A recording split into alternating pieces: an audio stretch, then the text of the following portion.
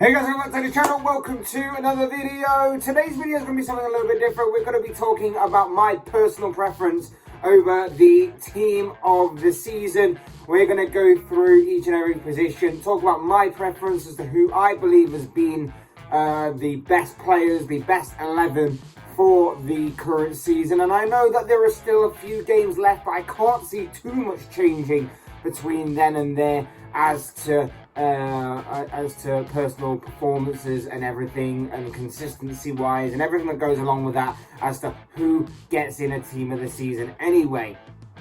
But before we get into all of that, I would like to remind you all to please like the video and also subscribe if you're new. Both things will always ever be greatly appreciated. And for now, let's get into my personal team of the season.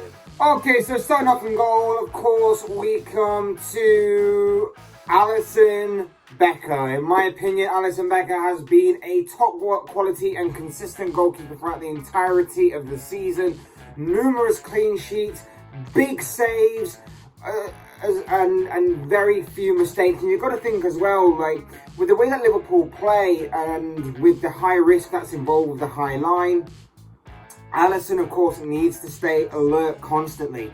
And when you're a team like Liverpool who are constantly on the front foot, they are played against really on the counter-attack, he really needs to stay alert throughout the entirety of the 90 minutes, when really he will only probably be called upon about in a few of those minutes out of the entirety of the 90. So to have that kind of awareness and be alert at all times, and like I say, come up with some massive moments in terms of saves and opportunities for Liverpool is incredible.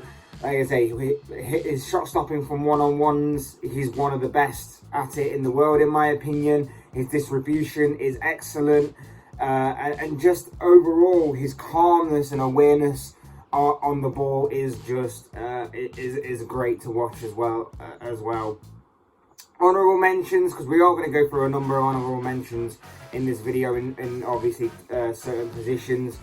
David De Gea of Manchester United. I'd hate to think where United would be without David De Gea in their team, and Cristiano Ronaldo, who we'll get on to maybe a little bit later.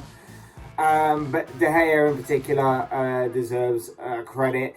I would say Jose of Wolves for a large part of the season has been great as well, but he's kind of fell off a little bit towards the end.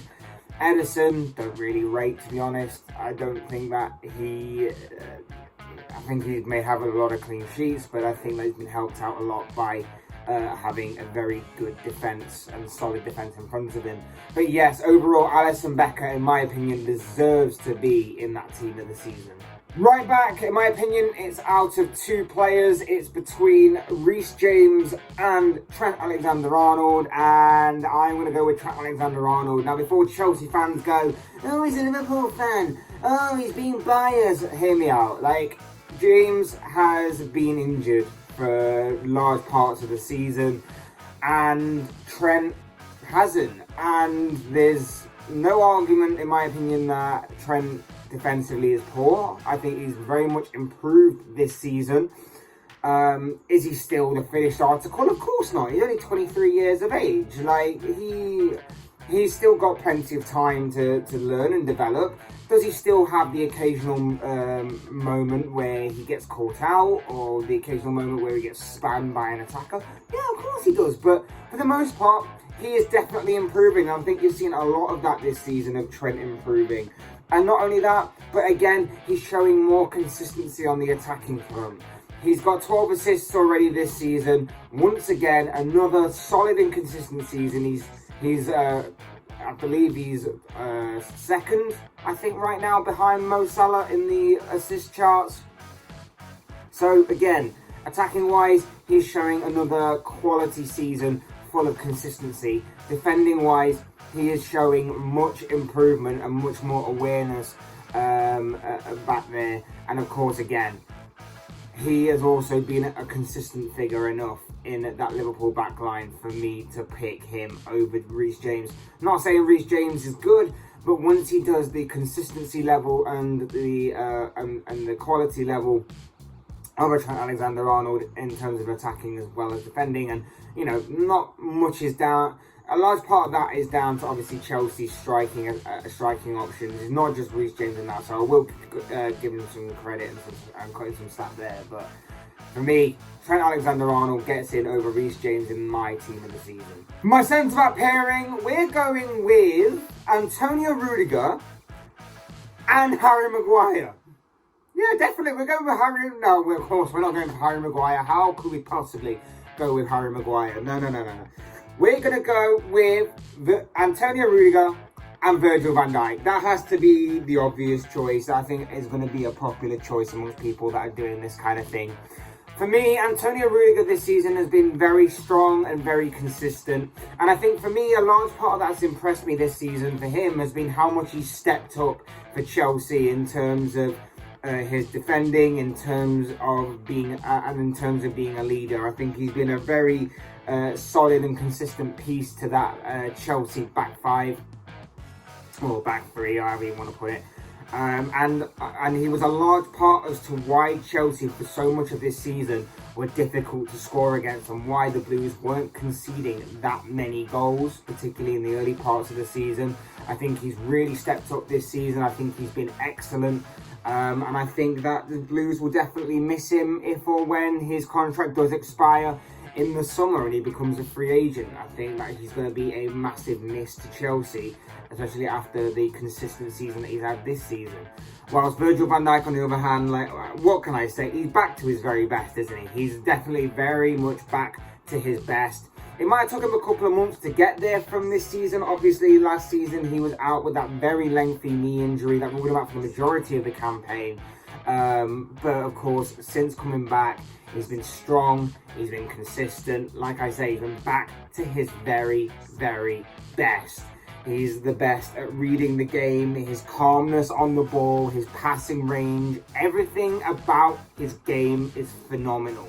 And like I say, to get from where he was last season to get to this season, and of course he could still have a great season that's full of silverware come the end of it, has been excellent to watch in my opinion, and of course from the perspective of a Liverpool fan. So I'm happy with that. And Virgil van Dijk and Antonio Rudiger partner each other in the heart of my defence. Left back, there were only two choices for me anyway. I personally would say that this one is out of João Cancelo and Andy Robertson. And personally, I can't really pick between them because whilst I can see both arguments, it really is a toss of a coin, this one, because I think Robertson's been fantastic. I think that maybe the first couple of months of the season where he picked up one or two injuries and I think he had a case of COVID as well, kind of hindered him a little bit, and Kostas Tsimikas came in and Tsimikas had been excellent as a stand-in for Robertson. But since he got over those, I think Robertson has been outstanding throughout the majority of this season. Whilst on the other hand, you've got Cancelo, who has been told to play out of position. He's not really a left back, but he's been phenomenal in that left back role, not just in terms of his defending, but in terms of going forward and attacking as well. He's been a very big part of Pep Guardiola's season this campaign in terms of the league. You look at Andy Robertson, you look at the amount of assists he's got. I think he's the third best assist maker, I believe, right now. Third, fourth, he's definitely up there. You look at Cancelo, mate, he doesn't have the same level of assists, but obviously he's a big part of that Man City defence, and of course in terms of going forward. And like I say, with him being told to play out of position a little bit, he obviously has really taken to that role really well and really ran with the ball that he was given in that particular role this season. So in terms of making my choice as to which one that I should pick, again, Man City fans may call me a little bit biased, but I think just for the amount of assists that Robertson has got, and for my personal way of wanting to play football and everything, I want to go with Andy Robertson, but only just. Like I say, it's really the toss of a coin. It's one of the more debatable decisions to make during this personal team of the season selection. So I am going to go with Andy Robertson, but only just in my opinion. Now we move on to the midfield, and again it's a toss of a coin between Liverpool and Manchester City as well. In Liverpool's corner you've got Fabinho, in Man City's corner you've got Rodri. I think overall I am going to give the slightest of edges to Rodri. I think overall in the Premier League wise at least, he has been that little bit more consistent than Fabinho. I think that he has put in some great level of performances for Manchester City across the course of the campaign. They both have for their respective clubs. I just think that Rodri has been slightly more consistent and has also grown a hell of a lot from last season. I think it took him a while to settle in at Manchester City, but now that he has done, I think he is a very much a key part of that Manchester City engine room. So I am going to give the slightest of edges to Rodri in this one.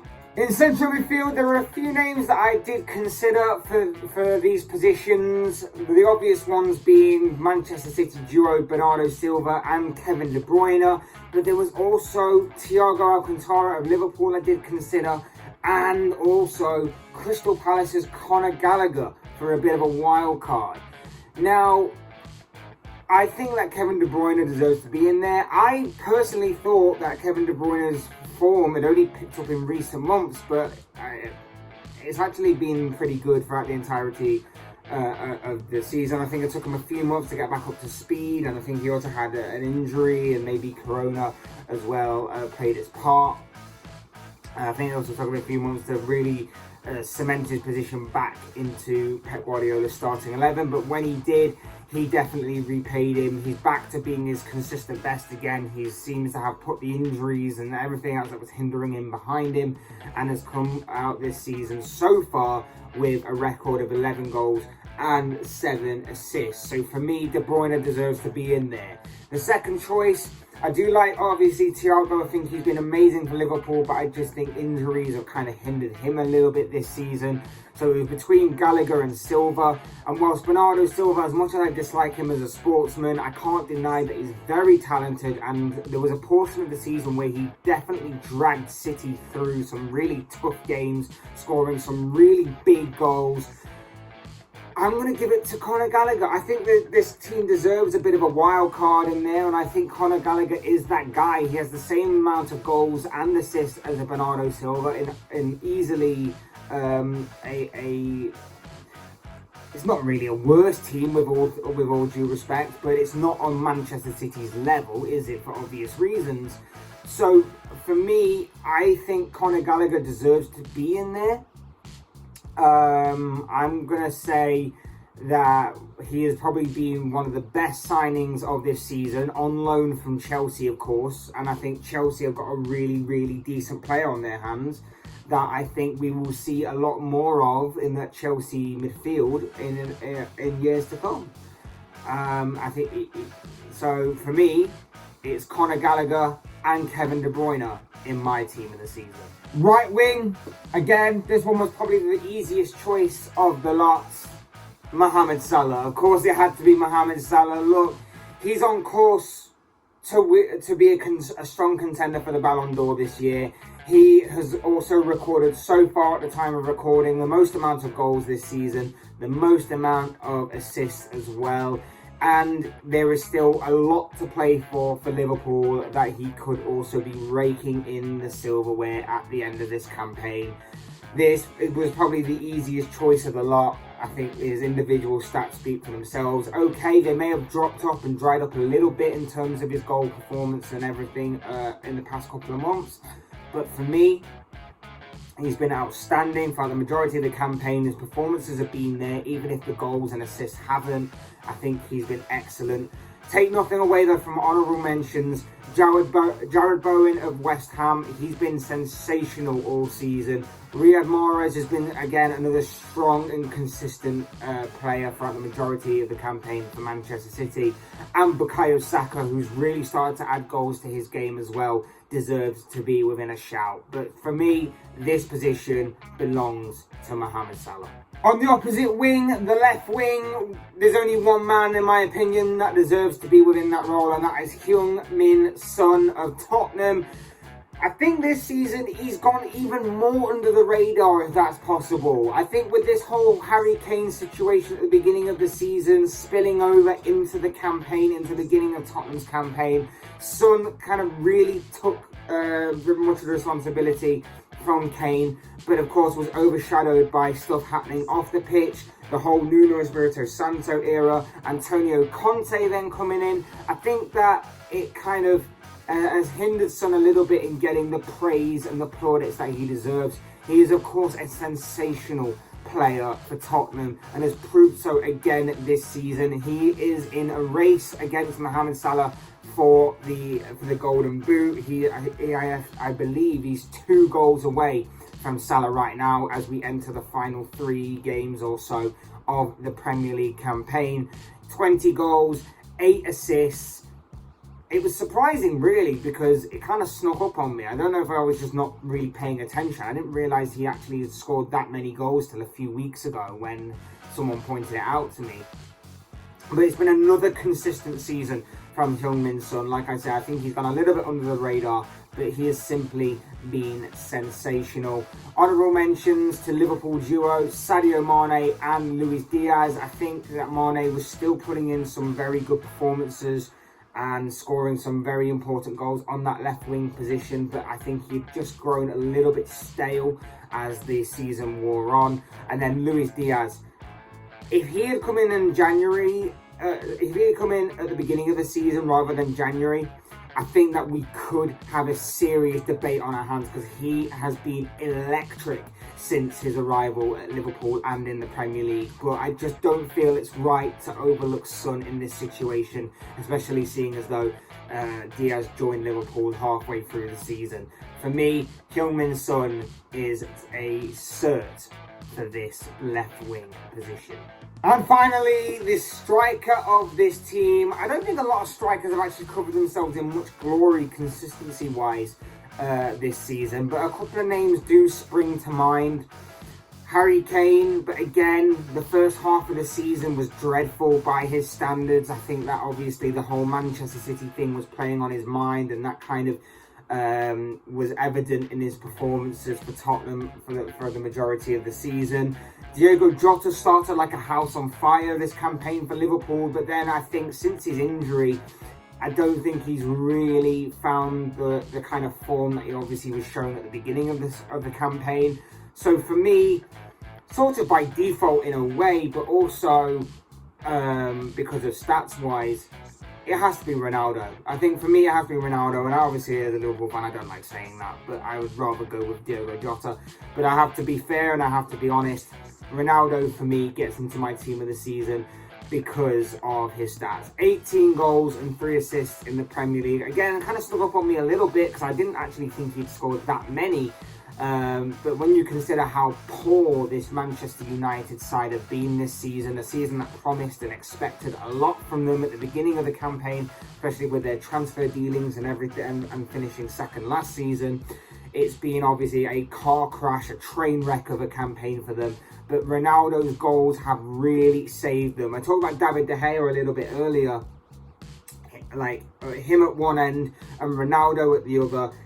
De Gea saving plenty of goals and Ronaldo scoring plenty of goals have really been key and helped Manchester United a lot this season, because without them two, I'd hate to actually think where they would be, because it's just been a phenomenal season for Manchester United for all the wrong reasons.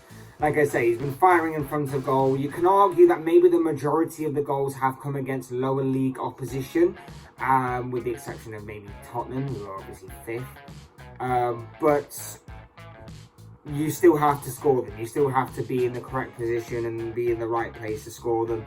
And that is exactly what Ronaldo has done. And for me, like I say, I think in a season in which strikers haven't covered themselves in too much glory consistency-wise, Ronaldo has been consistent enough to make it into my team of the season. But of course, as I always say, these are just the thoughts, comments, opinions, predictions, whatever you want to call it, of this guy. I want to know what you guys think. What do you make of my personal team of the season? What are your own teams of the season? Do you agree or disagree with any of the choices that I made?